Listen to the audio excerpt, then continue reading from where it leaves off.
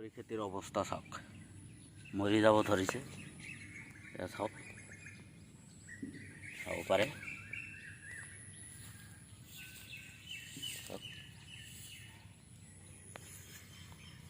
অৱস্থা চাওক, চব খেতি মৰি যাব ধৰিছে। চাওক, এইটো বগৰী খেতি,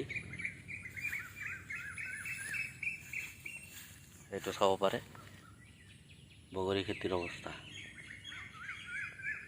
আমাৰ যোৱা বছৰৰ খেতি, মানে এবছৰ কৰিছিলোঁ পুৰণা খেতি তাৰমানে, আৰু নতুন খেতিটো আছে আমাৰ। সেই নতুন খেতিটো একে অৱস্থা হৈ আছে। এইবোৰ হ'ল নতুন খেতি, এইবাৰ লগাইছোঁ। এইবোৰো তেনেকুৱা অৱস্থা, মৰি যাব ধৰিছে। এবাৰ নতুন খেতি, এইবোৰ প্ৰায় 2 বিঘামান আছে। এইবোৰ হ'ল নতুন খেতি, এইটো হ'ল আকৌ পুৰণা খেতি যোৱা বছৰ।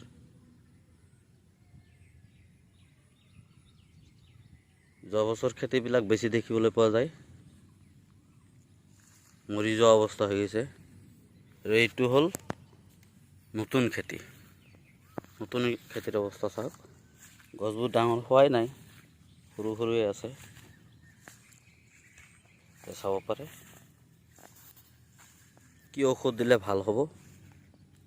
ডক্তৰ আছে, ডক্তৰত যাওঁ। খেতিৰ ডক্তৰত যাব লাগিব, গতিকে ডক্তৰৰ ফালে যাওঁ। মেইন কথাটো হ'ল, গছবিলাক মৰাৰ এটা কাৰণ আছে। সেই কাৰণবোৰ হ'ল, যোৱাকালি দেউতাই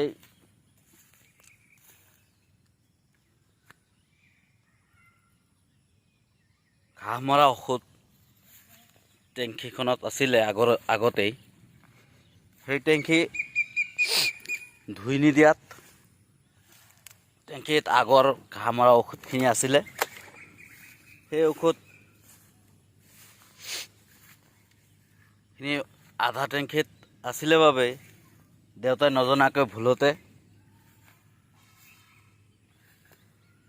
আৰু পানী দি বেলেগ ঔষধ মিহলাই দিয়াৰ বাবে গছখনৰ এই অৱস্থা। তো এতিয়া ভাবি আছোঁ, বেলেগ ঔষধ আনি গছবিলাক কেনেকৈ ঠিক কৰিব পাৰি তাৰ কথা ভাবি আছোঁ। এতিয়া মই যাম ঔষধ আনিবলৈ, ঔষধ আনি চাওঁ কি কৰিব পৰা যায়, গছবিলাক বচাব পৰা যায় নেকি,